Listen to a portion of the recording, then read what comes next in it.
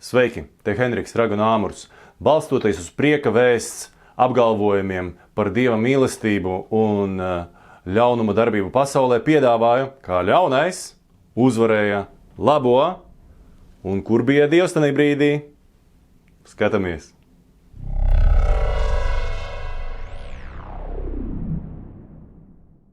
Šis video ir taisīts tā kā ar humoru, bet balstīts uz ļoti nopietniem apgalvojumiem, ko parasti it kā neliek kopā, ka Dievs ļoti mīl cilvēku. Katru cilvēku mīl personīgi un visu pārzina, visu kontrolē.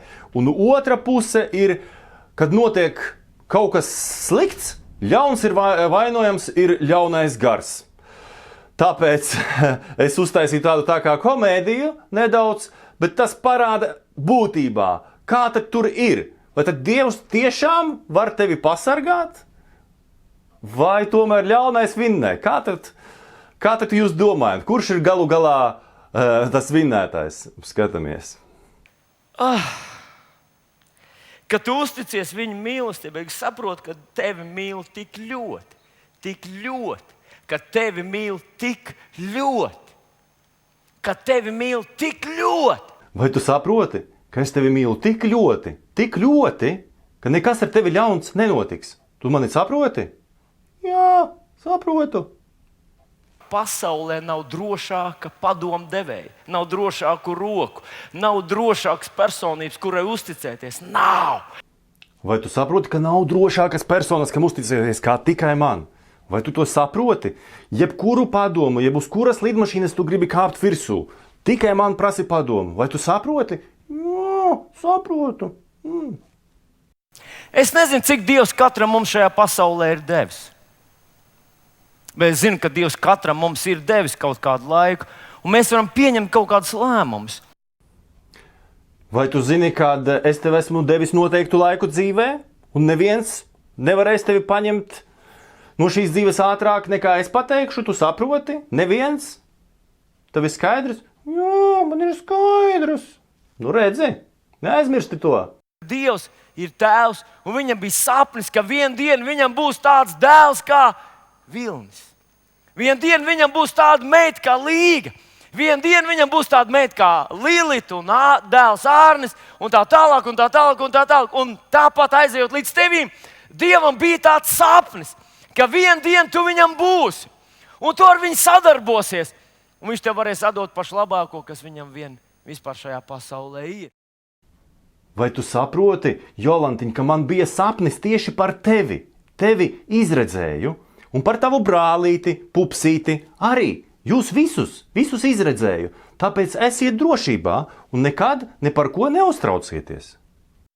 Lai tur vai kas, lai ārā krīt akmeņi, vai lietus, vai vētra, vai sals, vai karstums, mēs varam sākt un teikt, Dievs, tu esi ar mums, halleluja! Mēs iziesim cauri, mēs uzvarēsim, mēs saņemsim tavus apsolījumus. Tu saproti, ja citreiz tev akmeņi sit pa galvu, vai tu esi izsalkusi šitā tev ne par ko nav jāuztraucas. Es jebkurā brīdī tev palīdzēšu, pilnībā. Ne par ko neuztraucies. Neskaties uz mani tik jocīgi. Tev ir pilnībā jāpaļaujās man. Caur Kristu mēs iegūstam vareno Dievu par savu tēvu. Vai tu saproti, ka caur Kristu tu ieguvi mani, visvareno Dievu, par savu tēvu? Nekad par to nešaubies.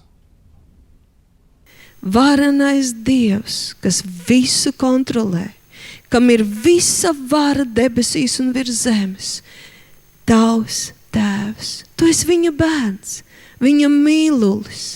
Vai tu saproti, ka es, visvarenais Dievs, esmu tavs tēvs?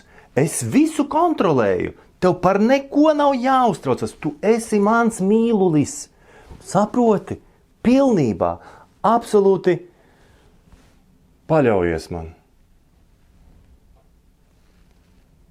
Un tu vari iedomāties tādu skatu, varbūt tu pats esi piedzīvojis, varbūt redzējis. Mazulis, 2, 3, 4 gadi. Apkārt vētra, viļņi, bīstama situācija. kliedzieni, tur slīkst, brūk. Un tēvs nes. Mazumik pa laikam zods atsitās pret plecu. Viņš abām rokām apķēries ap tēvu. Un viņam ir tik labi. Un viņš jūtas tik droši. Sava tēta rokās. Viņam pat prātā neienāk šaubīties un baiļoties, ka tēts viņu nometīs vai netiks ar to situāciju galā.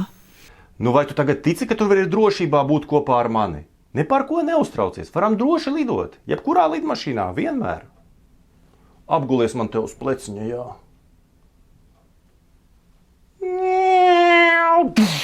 Nu kurienes tad šitas parādījās, ļaunais? Ārprāts. Papa, palīdzi man, es neko nevaru izdarīt. Papa, palīdzi man. Tang.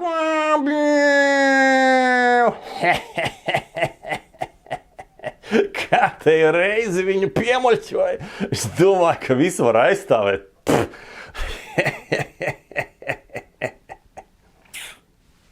Vai tā tas ir?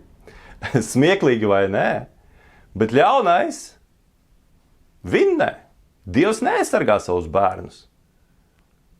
Kāpēc? Kāpēc tad saka, ka Dievs mīl? Jūs domājat, ka tādīs lidmašīnās, kas tur krita lejā no terora aktiem un tā tālāk, nebija kristiešu? Ļoti iespējams, ka cilvēki lūdzās uz Dievu tajā brīdī, kad krita, varbūt ticēja pirms tam. Un pēkšņi ļaunais nāk un Dievs stāv. Un te saka video, ka tā kā maziņš bērniņš uz pleca atsit galviņu, žēlo. Jā. Un es kāpēc? Kad viņam ir visa vara debesīs un virs zemes, viņš neaizsargā šo savu bērnu. Ļaunais ielien iekšā, atskalda un vinnē. Kāpēc tā? Lūdzu, Līga, Vilni, Gleške, atbildiet un nemuļķojiet cilvēkus. Vienā dievkalpojumā runājot par Dieva mīlestību, kā viņš kā mazu bērniņu mīl, un otrā lietā, kur tad dzirdējām, ka Vilnis teica, varam paklausīties vēlreiz.